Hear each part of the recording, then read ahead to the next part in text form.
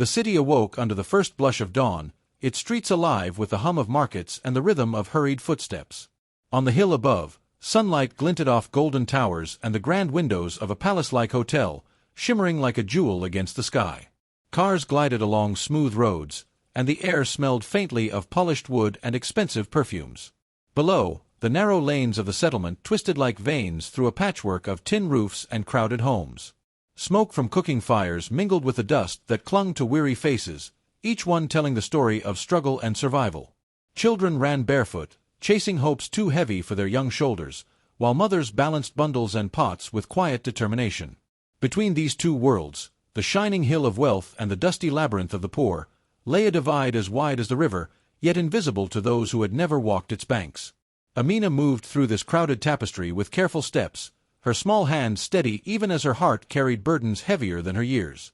Her mother lay weak at home, chest rising and falling with the fragility of a fading candle, and her younger brother relied on her for every meal, every moment of care. Her own body ached from long nights spent scrubbing floors and polishing surfaces, yet she carried on silently, for in her world, silence was a shield, and diligence the only armor she knew. Each morning, she tied her worn scarf and whispered a prayer, not for herself, but for the family whose fragile life rested on her strength. Her eyes, dark and patient, mirrored a resolve forged in hardship, reflecting both the exhaustion of labor and the quiet hope that tomorrow might bring something brighter. Inside the grand hotel, her presence was nearly invisible. She moved like a shadow, sweeping corridors lined with golden chandeliers and soft carpets, hands that cleaned gold but held nothing. Guests in silk and suits passed without notice, their conversations and laughter floating above her like a world she could see but never touch. Supervisors watched her with a sharp gaze, measuring each step, each motion, as though the very air she breathed could betray her place. Yet Amina bent over her work with a devotion that spoke louder than any word, her hands scrubbing and polishing, her mind dwelling only on what lay beyond the next shift, the home that awaited her return, the mother she must keep alive, the brother who needed her care. The hotel itself became a silent teacher, showing her the life she could never have. The polished floors, the soft lights, the commanding presence of wealth, it all shimmered with a beauty that was hers to tend but never possess.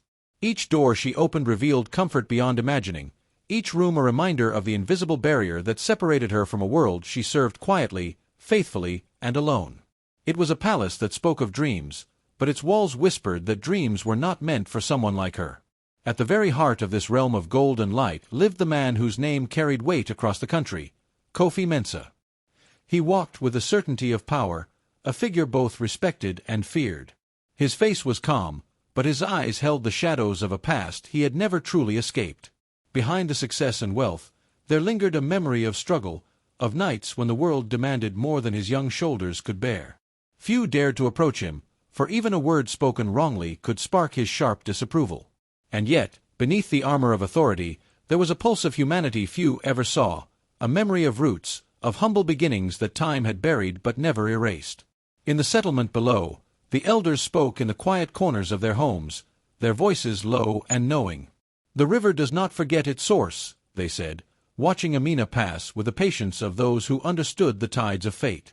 Their words carried the weight of generations, a reminder that no matter how far one rises, the past lingers like the scent of rain on dry earth.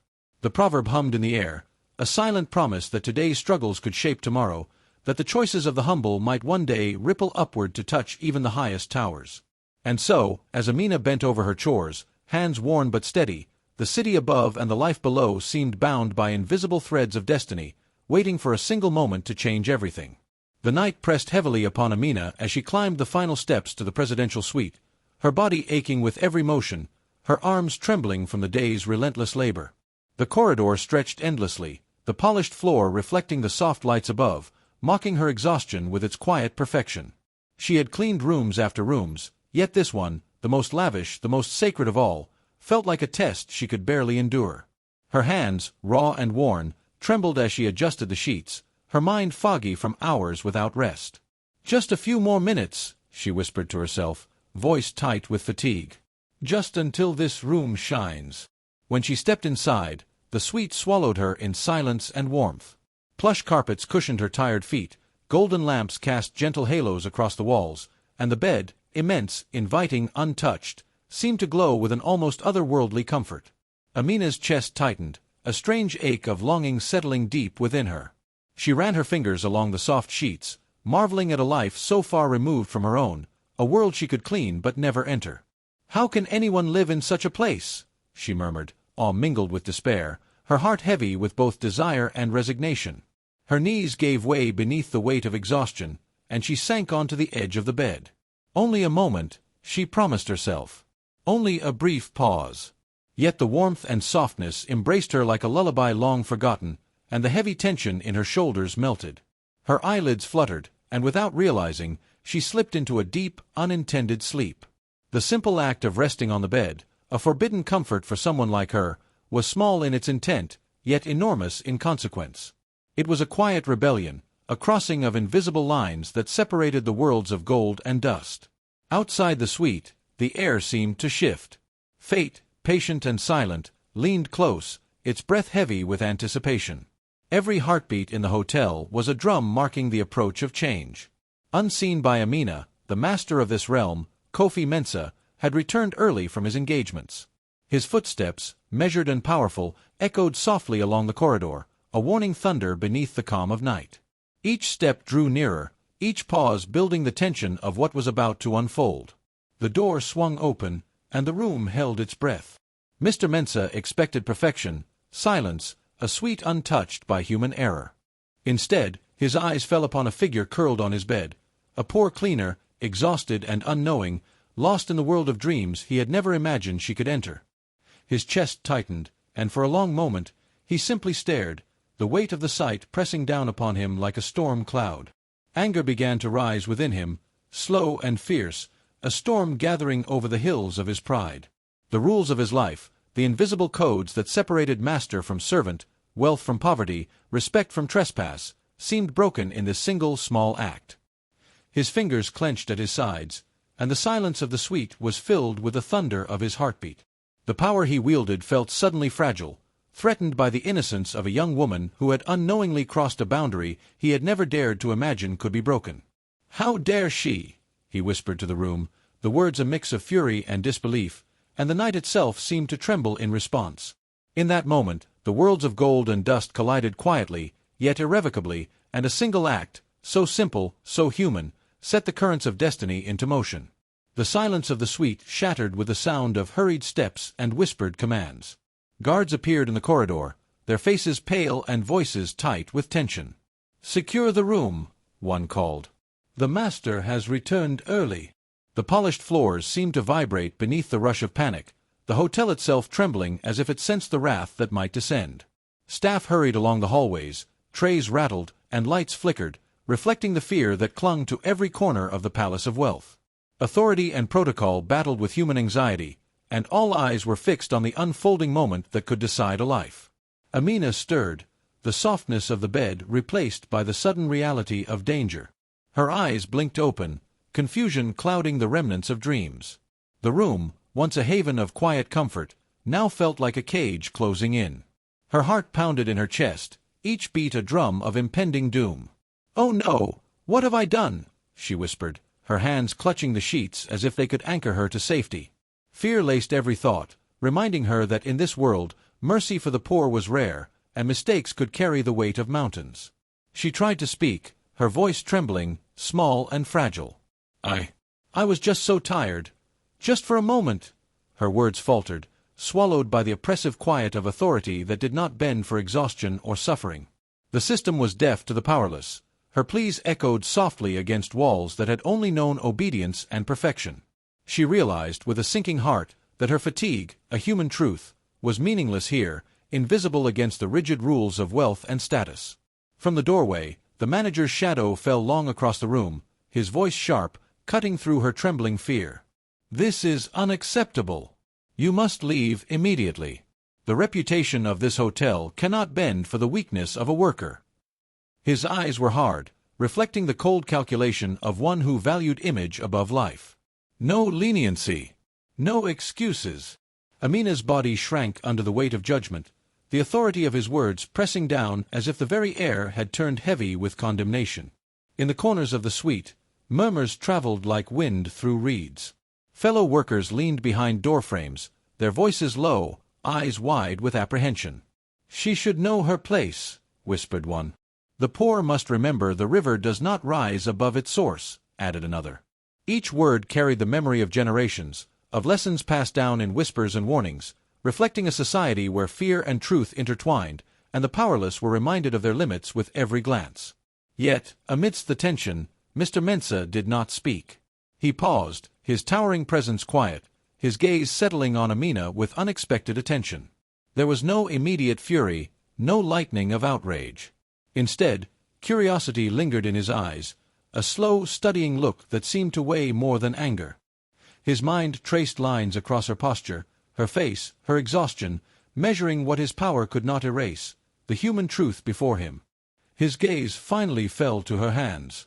The skin was rough, calloused, bearing the story of long days and heavier burdens than anyone here could imagine. Every crease, every worn fingertip spoke silently of labor, sacrifice, and unseen pain. No ledger or report could capture it, no system could acknowledge it. Yet here it was, written plainly for the one who chose to see, the quiet narrative of a life that had endured, persevered, and survived. And in that moment, the room, once trembling with fear, seemed to hold its breath, waiting for what would come next. Amina's frail figure, hunched over the edge of the bed, drew Kofi Mensah's gaze in a way that startled him. Her thin frame, the deep shadows under her eyes, and the faint lines etched by countless nights of toil spoke louder than any report or record ever could. He saw in her face the story of a life shaped by struggle, silent, unseen, yet unbroken. The weight of her exhaustion stirred something long buried, a tenderness he had thought lost to years of wealth and power. Images from a dusty past resurfaced unbidden. He remembered his mother, once a cleaner herself, bending under the same endless burdens, her hands raw, her spirit tired yet unyielding.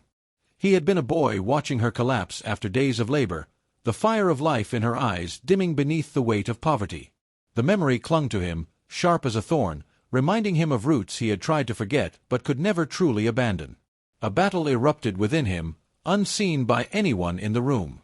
Pride, forged by success and power, demanded order and strict justice.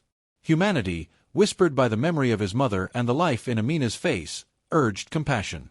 His chest tightened, torn between authority and empathy. "How can I punish what is human? How can I crush what mirrors my own beginnings?" he thought, his voice lost to the quiet hum of the suite. The clash between man and memory raged silently, yet fiercely, shaping the path he would take. Outside, the pressure of the powerful pressed down. Business partners and hotel board members, voices clipped with anxiety, demanded swift action. "Leniency now will be seen as weakness," one said, eyes flashing with fear. "The reputation of this empire rests on control. Punish her, or we lose more than her. It will be chaos." Their words, harsh and unyielding, layered the room with tension, each one a weight upon his conscience. The manager's voice cut through, sharp and commanding. "She must be made an example. No one may think they can defy rules without consequence. Let her shame serve as a lesson for all who would step out of line." His gaze fell on Amina, eyes cold and unrelenting. The threat of public humiliation was meant to straighten the world through fear, a tool wielded by those who saw mercy as a danger rather than a gift. Amina's world contracted under their judgment. Suspended from her duties, she became more than a worker in a hotel. She became a symbol of failure, her life scrutinized, her honor questioned. Whispers followed her like shadows, each glance from a colleague or stranger carrying the weight of accusation. She lowered her eyes, wishing to vanish, feeling the sting of a society quick to judge and slow to forgive. Even her own village, her community of elders and neighbors who once offered comfort and counsel, turned their thoughts into words of blame. "She tried to rise above her place," they murmured, shaking heads in quiet disapproval. "A girl who sits where she does not belong brings shame upon herself and her family." The echoes of their voices wrapped around her like chains, each syllable a reminder that in the eyes of the world, the weak must bear the burden of their mistakes alone. And yet, in the midst of all this weight, the calls for punishment, the whispers of judgment, the cold eyes of authority, Amina's spirit, though bowed, had not yet been broken. In her chest beat the stubborn drum of survival, a rhythm inherited from mothers and grandmothers who had known hunger, toil, and scorn, yet still stood proud when the sun rose. Even as the world pressed down, Her story, written in her calloused hands and tired eyes, had not finished speaking. Amina felt the invisible chains tighten around her, poverty and womanhood, entwined like roots of an ancient tree, binding her in a world where respect was a luxury and dignity could vanish in a single glance. Each whispered judgment, each heavy sigh from her superiors reminded her that her place had been decided long before she took her first step into the hotel. She lowered her eyes, heart aching, yet a quiet fire of endurance flickered deep within her. Away from the noise, in the shadowed corridors of power, Mr. Mensah paced silently, thinking. The grandeur of his office could not mask the questions stirring in his mind. "Who is this girl?" he murmured to himself. "What story lies behind the exhaustion in her eyes?" Determined to see beyond appearances, he began a careful search for truth, listening to whispers, observing from afar, piecing together fragments of a life the world had ignored. The story that emerged was one of sacrifice and unspoken strength. Her mother, sick and frail, depended entirely on Amina's small earnings. Her younger brother went hungry sometimes, went without schoolbooks, yet she carried the burden without complaint. Each day she worked tirelessly, cleaning rooms that glittered with gold and power she would never touch, yet she remained honest, careful, and steadfast. Mr. Mensah felt the weight of this revelation settle like a river stone in his chest, firm and undeniable. Now he faced a choice heavier than any ledger or contract. Between power and compassion, tradition and humanity, he had to decide. His mind swirled with the voices of authority, the expectations of society, and the memory of his own mother's suffering. Every fiber of his being knew the wrong decision could destroy a life, a reputation, even a soul. "What will I do?"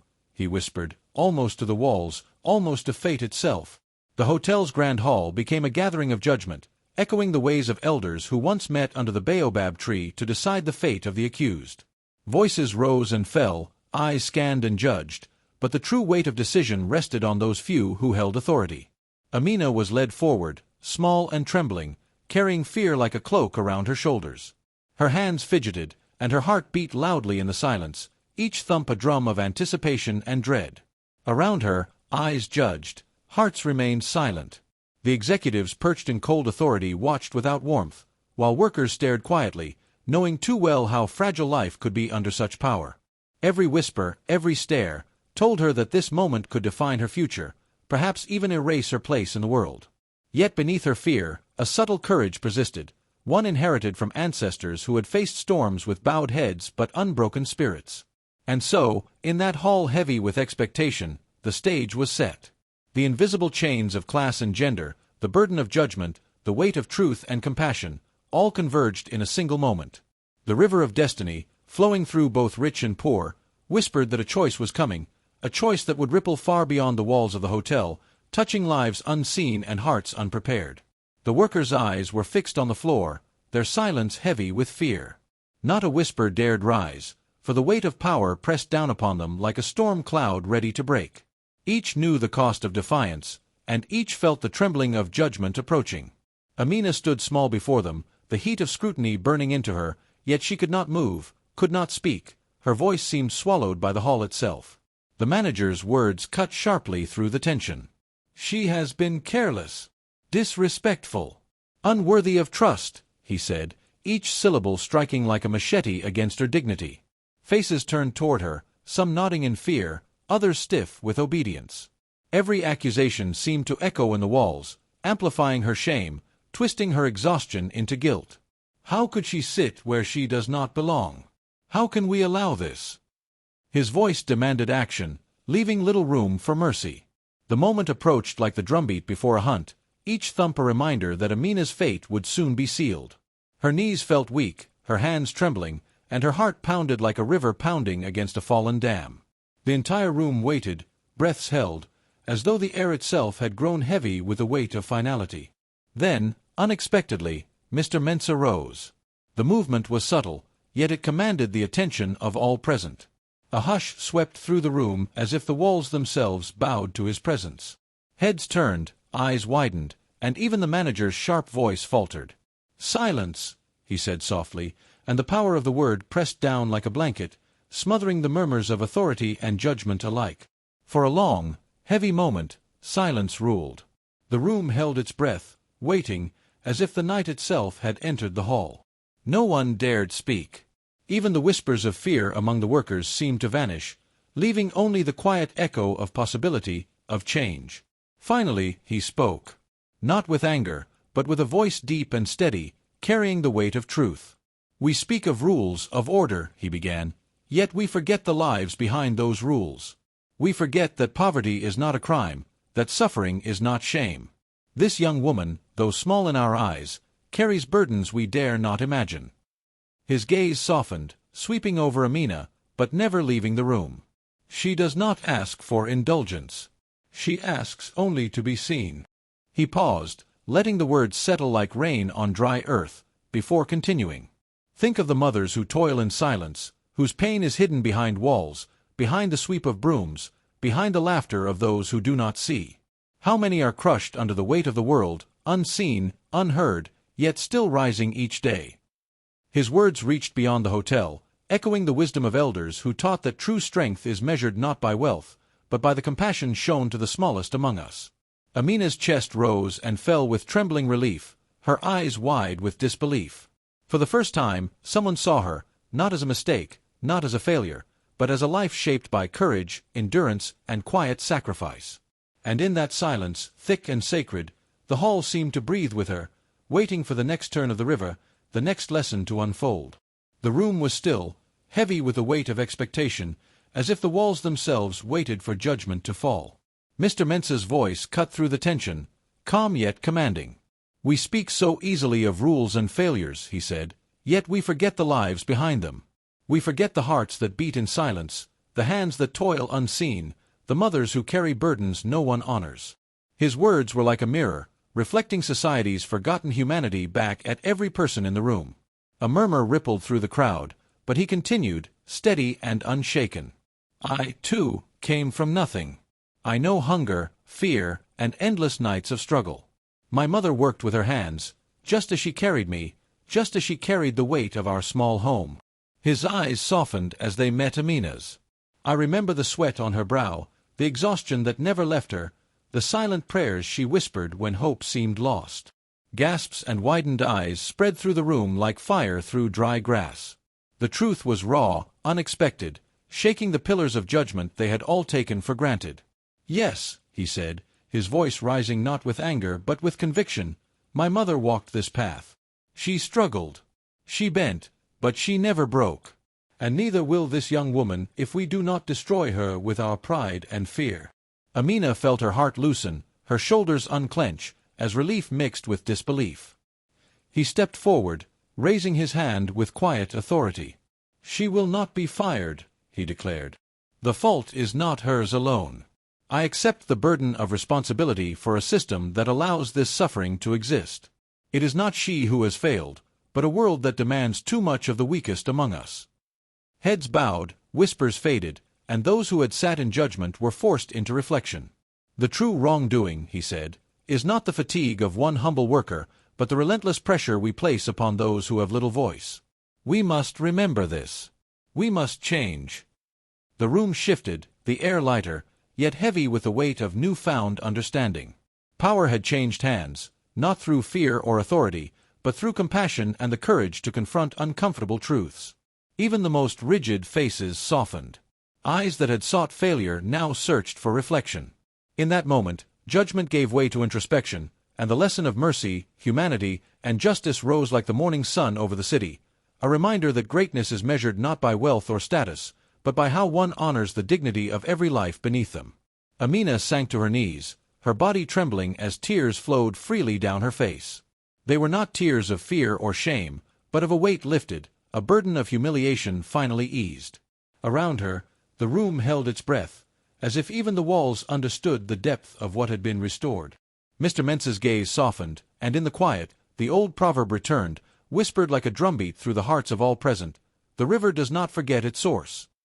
Every eye turned inward, remembering the truths they had tried to ignore, the humanity buried beneath social ranks and cold judgment. A shift occurred, subtle yet profound. Shame gave way to respect, the heavy chains of class loosening for the first time in the room. Amina's posture straightened, her shoulders bore not the weight of disgrace but the quiet dignity of survival. The air seemed lighter, filled with possibility, as if the world itself had paused to witness the power of compassion over pride. Outside the courtroom of judgment, the palace of wealth began its transformation. Hours were measured not in exhaustion but fairness, wages reflected the labor of hands that had long been unseen, and staff were greeted with acknowledgment where once only orders had reigned. Workers lifted their heads, eyes shining with recognition, feeling the value of every hand, every effort. "At last," whispered one, "our work is seen. We are not invisible." Amina returned to her place among them, not as the timid cleaner who had once feared the gaze of the powerful, but as someone whose honor had been reclaimed. Her steps were steady, her heart lightened by integrity preserved. And with the recognition of her virtue came opportunity, a promotion to supervise, to lead where honesty and perseverance had earned a path forward. Her family, long weighed down by her struggles, now breathed easier. Her mother received care for the ailments that had haunted her nights, and her brother returned to school, the promise of learning restored. One life's redemption rippled outward, as in the tales of old, where the courage of one nourishes the hope of many. Even in her village, whispers changed. Those who once doubted now bowed with respect, seeing in Amina the courage to rise with dignity. She became a beacon, a living lesson in strength, integrity, and the enduring truth that greatness is measured not by wealth, but by the honor and humanity one shows to all. The story of her struggle and triumph would travel like the river, carrying lessons from heart to heart, reminding the people that the roots of compassion run deep, and those who nurture them bring light even to the darkest places. Mr. Mensah walked through the hotel corridors, but this time his eyes were not fixed on profit or status. They rested on the hands that scrubbed floors, the backs bent under heavy loads, the faces that rarely saw acknowledgment. He paused beside a young porter carrying luggage far heavier than he should, and gently said, "Rest a moment, my friend. You carry more than bags. You carry the heart of this place." His voice, once distant and cold, now carried warmth and respect. Slowly, he began to meet his workers, listening to their struggles, offering words of encouragement, bridging the gap that wealth had long created. Outside the hotel, he extended his vision further. Clinics were opened for those who had no access to care, schools supported for children who had never held books in proper light. The river of change spread beyond walls, reaching villages where hope had long been silent. "One hand that reaches can lift many," he whispered to his advisers, remembering the tales of elders who spoke of the ripple of one good deed. At night, he would sit quietly by the window, reflecting on his own journey. Memories of his mother, worn from toil and worry, returned like shadows of the past. He recalled her sacrifices, the nights she went hungry so that he could eat, the dreams she buried so that he could rise. And in these recollections, he found a new peace, not in wealth, not in power, but in the justice, empathy, and kindness he could now extend to others. In the villages, elders gathered children and youth around the fire. They recounted Amina's story, painting her courage, resilience, and humility as lessons for all. "See how one person's honesty can shine brighter than gold," they intoned, teaching that true power lies not in wealth, but in moral strength and communal care. As the tale spread, Mr. Mensah's words and actions became part of daily life. He reminded everyone that greatness is not measured by riches, but by how one treats those who can offer nothing in return. Those who climb high must never forget the ground that nurtured their roots. The proverb echoed in every corner. A person who climbs the tallest tree must still remember the ground that held their roots. And amidst this transformed world, Amina walked the hotel halls no longer as the invisible cleaner, but with confidence that commanded respect. Guests and staff alike greeted her warmly, acknowledging her presence. She moved with the quiet strength of someone who had survived judgment, endured hardship, and emerged not broken, but dignified. The hotel, once a symbol of separation, now reflected a world changed by compassion, justice, and the enduring power of human kindness.